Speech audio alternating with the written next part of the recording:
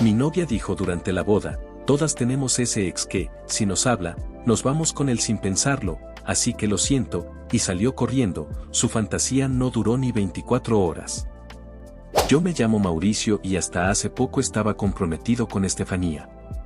Llevábamos 5 años juntos y, hasta hace unos días, creía que la conocía bastante bien. Nos habíamos conocido en la universidad y la relación fue creciendo de manera bastante normal, primero salidas ocasionales, luego formalizamos, después nos mudamos juntos y finalmente decidimos casarnos. Durante mucho tiempo pensé que nuestra relación era estable. No perfecta, obviamente, pero estable. Teníamos discusiones como cualquier pareja, principalmente por temas cotidianos, dinero, horarios, responsabilidades en casa. Nada fuera de lo común. Por eso lo que pasó el día de la boda fue algo que nunca vi venir. La historia realmente empieza un día antes de la ceremonia. Era por la tarde. Estábamos en el departamento terminando algunos detalles de último momento.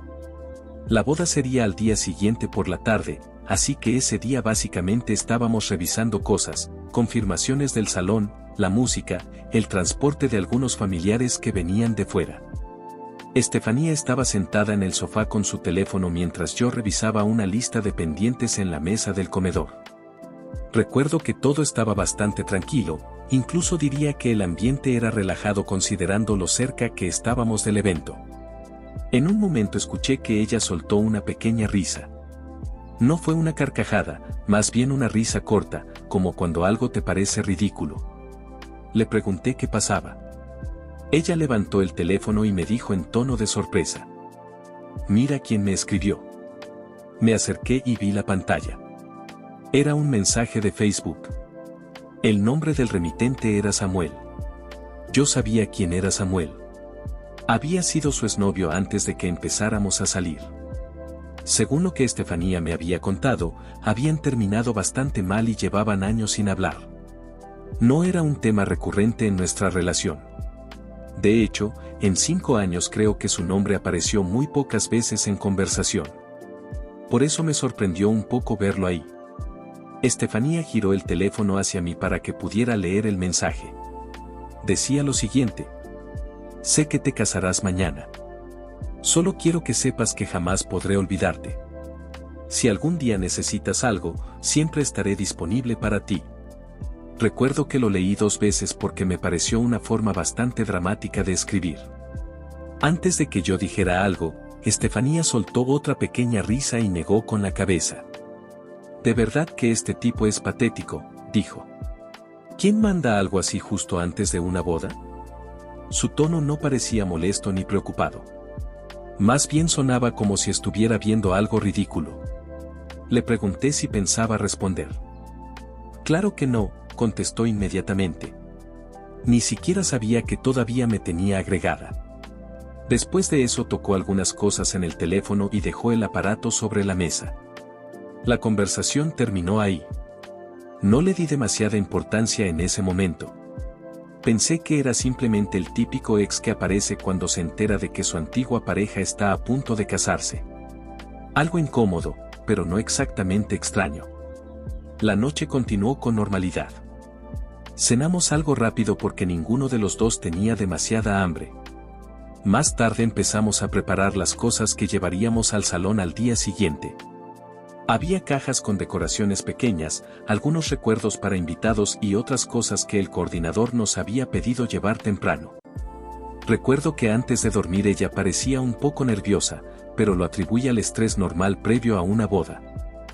De hecho, fui yo quien le dijo algo como: «Es normal que estés nerviosa. Mañana será un día largo». Ella respondió con una sonrisa pequeña: «Sí, creo que son los nervios».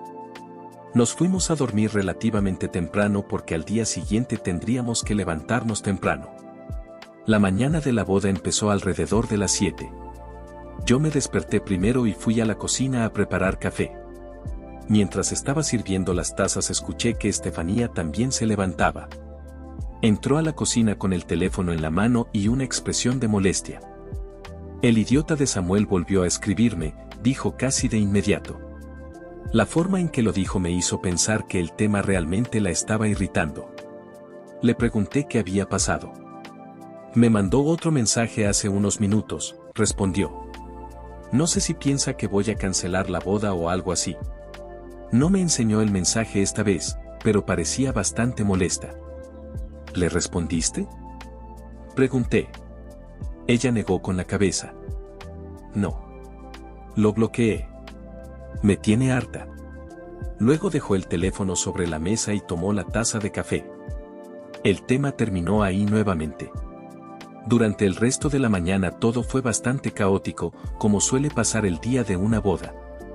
Llegaron familiares temprano, el coordinador del evento empezó a llamar varias veces para confirmar horarios y el maquillador llegó antes de lo previsto. Estefanía tenía que ir al salón algunas horas antes que yo para prepararse con sus amigas y su hermana. Antes de salir me dio un abrazo rápido. Nos vemos allá, dijo. No había nada extraño en su actitud en ese momento. Si algo, parecía más tranquila que la noche anterior. Yo llegué al salón aproximadamente 2 horas después. Era un lugar grande, con jardín y un área cubierta donde se realizaría la ceremonia. Cuando llegué ya había varios invitados esperando en la recepción. Saludé a algunos familiares y amigos mientras el personal terminaba de acomodar las últimas cosas. Mi mejor amigo, que sería el padrino, estaba conmigo casi todo el tiempo ayudándome a organizar pequeños detalles.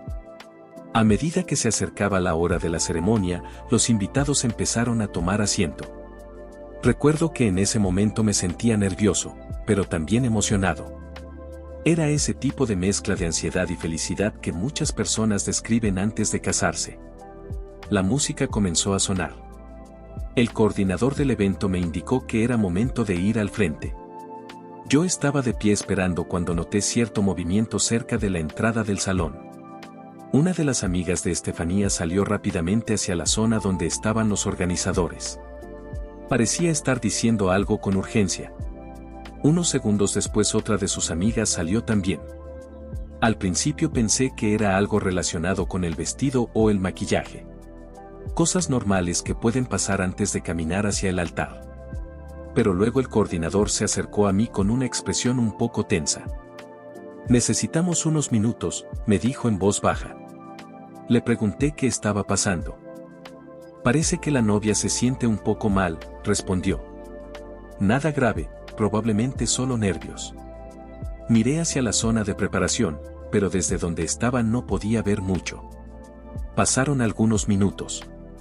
Los invitados empezaron a murmurar entre ellos. La música seguía sonando de fondo mientras el personal intentaba mantener todo bajo control. Finalmente vi salir a Estefanía. No venía caminando hacia el altar como estaba planeado. Venía acompañada por 2 de sus amigas y su hermana. La estaban ayudando a caminar lentamente. Cuando la vi de cerca me di cuenta de que estaba llorando. No eran lágrimas discretas. Estaba claramente llorando frente a todos. Las personas que estaban sentadas cerca empezaron a mirarse entre sí, confundidas. Yo di un paso hacia adelante. ¿Qué pasa?, pregunté. Estefanía se detuvo a unos metros de mí. Su maquillaje estaba ligeramente corrido por las lágrimas. Respiraba rápido, como si estuviera tratando de calmarse. Sus amigas intentaban decirle algo en voz baja, probablemente tratando de tranquilizarla. Durante unos segundos nadie dijo nada. El silencio en el lugar se volvió incómodo. Finalmente Estefanía habló. Su voz estaba temblando. No puedo hacerlo. Sentí como si alguien hubiera apagado todo el sonido alrededor. ¿A qué te refieres?, pregunté. Ella bajó la mirada y luego volvió a levantarla. No quiero casarme. Hubo un murmullo inmediato entre los invitados. Recuerdo haber sentido una sensación muy extraña en el estómago, como si el suelo se moviera ligeramente. Antes de que pudiera reaccionar, se escuchó algo desde afuera. Un sonido fuerte de claxon. Un automóvil estaba tocando la bocina repetidamente en la calle frente al salón. Varias personas voltearon hacia la entrada. Estefanía también miró en esa dirección. Y fue en ese momento cuando dijo algo que creo que nadie en ese lugar esperaba escuchar. Con voz aún temblorosa, pero lo suficientemente fuerte para que todos lo oyeran, dijo: todas tenemos ese ex que si nos habla nos vamos con él sin pensarlo, así que lo siento. Hubo un silencio absoluto. Antes de que alguien pudiera reaccionar, Estefanía levantó ligeramente el vestido de novia con ambas manos. Y salió corriendo hacia la calle frente a todos. Recuerdo claramente que varias personas seguían mirando hacia la puerta por donde ella había salido, esperando que regresara o que alguien explicara lo que acababa de pasar. Pero nadie sabía qué decir. El silencio era pesado. Yo seguía de pie donde estaba, mirando hacia la entrada. No corrí detrás de ella. No grité. No intenté detenerla. Mucha gente me ha preguntado después por qué no hice nada. La respuesta es simple: en ese momento no sentía nada claro. No estaba enojado. No estaba llorando. No sentía ganas de correr. Lo único que recuerdo es una sensación muy extraña de vacío.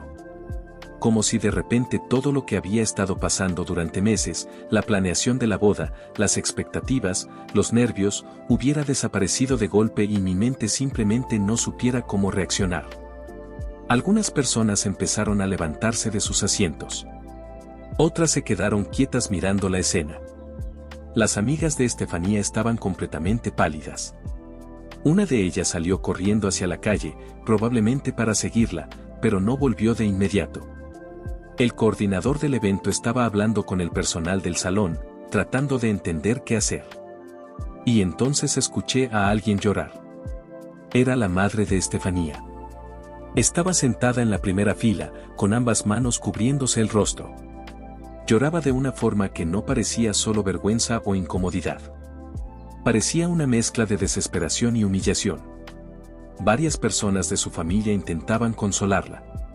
El padre de Estefanía, en cambio, estaba completamente quieto. Recuerdo haber cruzado mirada con él. Su expresión era muy similar a la mía. No estaba gritando ni reclamando nada. Simplemente parecía vacío. Como si tampoco supiera cómo procesar lo que acababa de ocurrir. Mi padrino se acercó a mí y puso una mano en mi hombro. Mauricio, dijo en voz baja. No terminó la frase. No hacía falta. Después de unos minutos, el coordinador se acercó a nosotros. Nos explicó que lo mejor sería suspender todo. Era evidente que la ceremonia no iba a continuar. Algunos invitados comenzaron a irse lentamente. Otros se acercaban a mí para decir cosas como lo siento mucho o no merecías algo así. Yo simplemente asentía. No tenía energía para conversar. Mi familia trataba de encargarse de algunos detalles prácticos. Había proveedores que cancelar, decisiones que tomar en medio del desastre. Una de las pocas cosas que logramos detener a tiempo fue al DJ. El coordinador alcanzó a llamarlo antes de que llegara al salón, lo cual evitó parte del costo. Pero muchas otras cosas ya estaban pagadas o no podían cancelarse en ese momento. El salón. La comida. La decoración. El fotógrafo. Al final del día hubo pérdidas económicas importantes, aunque en ese momento honestamente el dinero era lo último en lo que estaba pensando. Las horas siguientes fueron extrañas. El lugar que unas horas antes estaba lleno de música y expectativas terminó casi vacío. Solo quedaban algunos familiares cercanos y el personal desmontando decoraciones. Mi madre insistía en que nos fuéramos a casa. Mi padre hablaba con el administrador del salón para cerrar algunos asuntos. Yo pasé la mayor parte del tiempo sentado en una silla cerca del jardín, mirando al vacío. No lloré. No sé por qué. Tal vez estaba demasiado confundido para hacerlo. Esa noche regresé solo al departamento que había compartido con Estefanía. El silencio en ese lugar era extraño.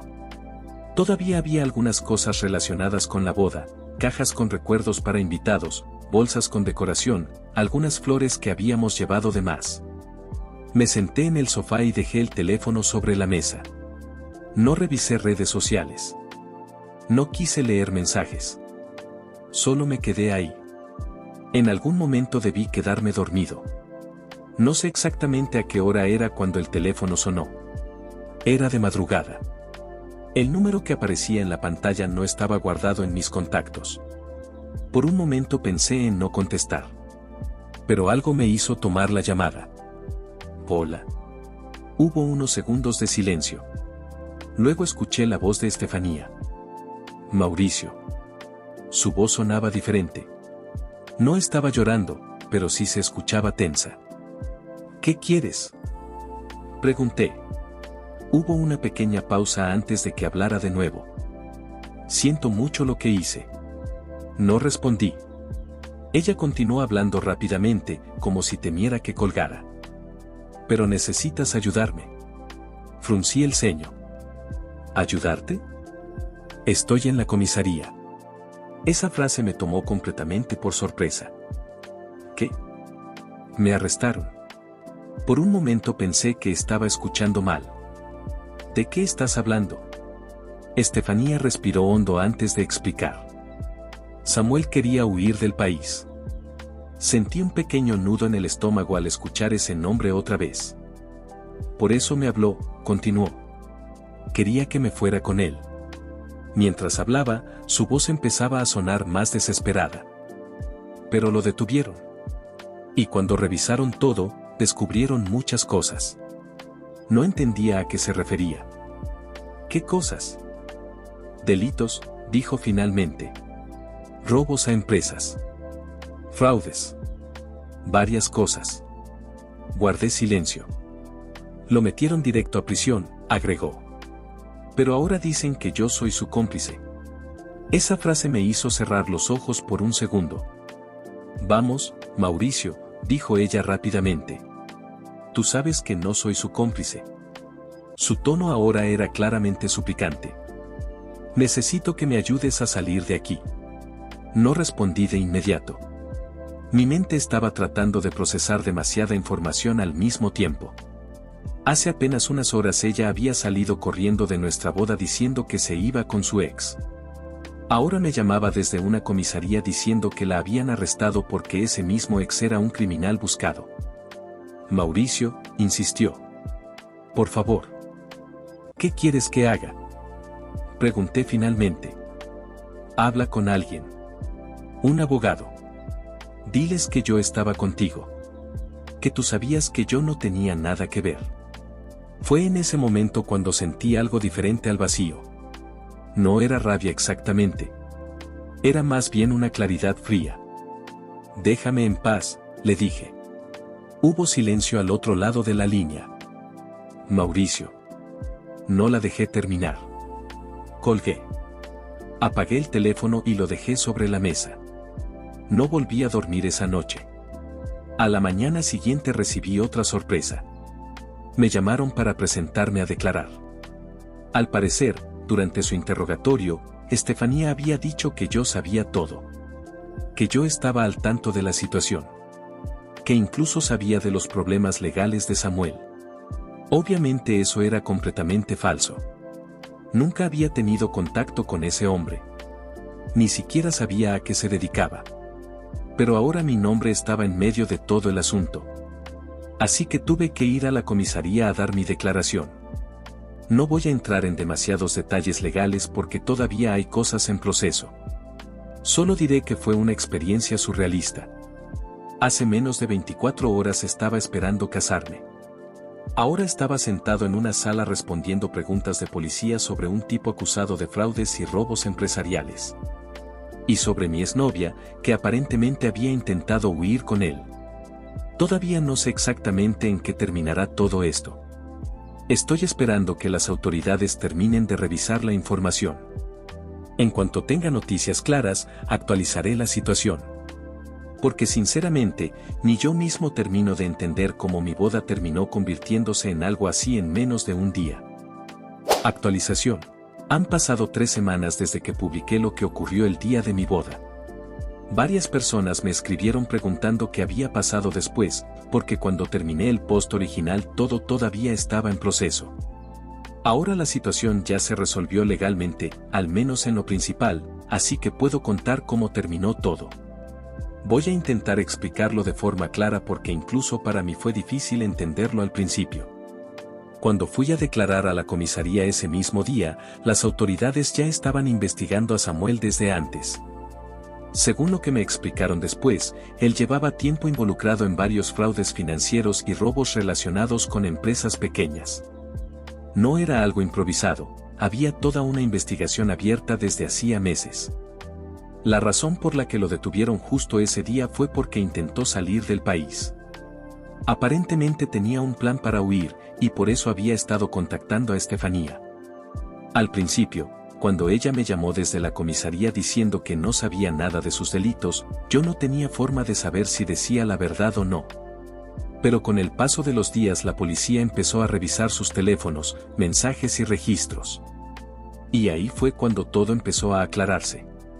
Resulta que la historia que ella me contó, que Samuel apareció de repente un día antes de la boda, no era cierta. Habían estado hablando durante semanas. Las conversaciones se recuperaron de los mensajes guardados en sus cuentas y en el teléfono de Samuel. Cuando el caso pasó a revisión judicial, esos registros se presentaron como evidencia. Yo mismo llegué a ver algunos de esos mensajes porque el fiscal me mostró partes durante mi declaración ampliada. No voy a repetir todo lo que decían porque eran muchas conversaciones, pero el patrón era bastante claro. Samuel empezó contactándola semanas antes con el típico discurso de nostalgia, recordando su relación pasada, diciendo que nunca había podido olvidarla, cosas así. Al principio Estefanía respondía de forma bastante neutral. En los primeros mensajes incluso parecía que lo estaba rechazando o que lo tomaba como una conversación incómoda. Eso fue lo que su abogado intentó usar después para defenderla, que ella parecía inocente al inicio. Pero con el paso de los días el tono cambió. Samuel empezó a hablar de dinero. Decía que había ganado mucho dinero con negocios y que estaba planeando irse del país. Mencionó varias veces que tenía suficiente dinero para empezar una nueva vida en otro lugar. Según los mensajes, el destino que mencionaba era Nueva Zelanda. No sé por qué eligió ese país en particular, pero lo mencionaba varias veces. La conversación comenzó a volverse más fantasiosa. Él hablaba de empezar una vida desde cero. De desaparecer. De dejar todo atrás. Y en algún momento Estefanía empezó a seguirle el juego. Los mensajes mostraban que ella empezó a imaginar esa historia con él. Hablaban de cómo sería llegar a otro país. De cambiar de vida. De escapar. Era evidente que se habían construido una especie de narrativa romántica alrededor de todo eso. Como si estuvieran viviendo una historia de película. Lo más extraño es que en muchos mensajes Estefanía parecía mantener cierto tono de duda. Como si una parte de ella supiera que todo era absurdo o peligroso. Eso fue algo que su defensa intentó usar después, argumentar que Samuel la estaba manipulando emocionalmente. Pero había un problema. Un solo mensaje cambió completamente la interpretación del caso. Era un audio. Ese audio fue enviado el mismo día de la boda. Lo recuperaron del teléfono de Samuel. Y fue la prueba que terminó destruyendo cualquier intento de defensa. En el audio se escuchaba claramente la voz de Estefanía. No parecía nerviosa ni confundida. Sonaba emocionada. La grabación era corta, pero muy clara. Ella decía: ya no puedo esperar para verte esta tarde. Ya sé que esto es un amor prohibido y no me importa si ese dinero está manchado. Me encanta si me gusta la adrenalina de que nos persigan. Cuando escuché ese audio por primera vez sentí algo raro. No fue tristeza. Fue más bien una sensación de desconexión. Como si esa persona que hablaba en la grabación no fuera la misma con la que había vivido 5 años. Ese mensaje dejó claro dos cosas. Primero, que ella sí sabía que el dinero de Samuel venía de actividades ilegales. Segundo, que no solo lo sabía, sino que aparentemente lo encontraba emocionante. Eso cambió completamente la postura del tribunal. Durante el proceso ella intentó defenderse diciendo que todo había sido una fantasía, que nunca pensó que Samuel estuviera realmente involucrado en delitos graves. Pero el audio contradecía directamente esa versión. La frase "no me importa si ese dinero está manchado" fue citada varias veces durante el juicio. A partir de ese momento el caso se volvió bastante directo. Samuel ya enfrentaba múltiples cargos por fraude y robo corporativo. Las autoridades tenían registros financieros, transferencias sospechosas y denuncias de varias empresas. Su condena era prácticamente inevitable. El tribunal finalmente lo sentenció a 25 años de prisión. En el caso de Estefanía, la situación fue distinta. No se le acusó de cometer los fraudes directamente, pero sí de complicidad. Las pruebas demostraban que conocía el origen del dinero y aún así estaba planeando huir con él usando esos recursos. Además, las conversaciones mostraban que estaba involucrada en el plan de salida del país. Por eso el tribunal determinó que tenía responsabilidad penal. La sentencia final fue de 5 años de prisión por complicidad. Durante el juicio ella intentó involucrarme. Su abogado argumentó que yo sabía de las conversaciones o que al menos tenía sospechas. Pero no había ninguna prueba que respaldara eso. Nunca hubo mensajes entre Samuel y yo.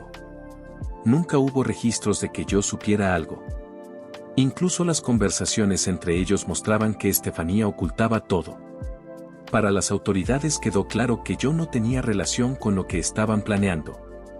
Así que finalmente quedé completamente fuera del caso. Legalmente, mi situación está cerrada. Lo único que tuve que hacer fue declarar como testigo. Nada más. En cuanto a lo personal, han sido semanas extrañas. Muchos amigos me preguntan si estoy destrozado o si me siento traicionado. La verdad es más complicada. Durante los primeros días sentí principalmente shock. Luego vino una especie de calma rara. Creo que cuando algo es tan absurdo, tu mente no logra procesarlo de forma normal. A veces todavía pienso en ese momento durante la ceremonia. Cuando dijo aquella frase y salió corriendo. Pero ahora, sabiendo todo lo que estaba pasando detrás, la escena tiene más sentido. No fue un impulso del momento. No fue una crisis nerviosa. Fue la culminación de algo que llevaba semanas desarrollándose. Ella ya había tomado su decisión mucho antes de ese día. Simplemente eligió el peor momento posible para ejecutarla. La gente suele decir que tuve suerte de que todo pasara antes de casarme. Y probablemente tengan razón. Si hubiera ocurrido meses después, el desastre habría sido mucho mayor. Así que supongo que ese es el único lado positivo de toda esta historia. Mi vida básicamente volvió a empezar desde cero hace 3 semanas. Pero al menos ahora sé exactamente con quién estaba a punto de casarme. Y, considerando todo lo que salió a la luz después, creo que esquivé algo mucho peor de lo que imaginé ese día.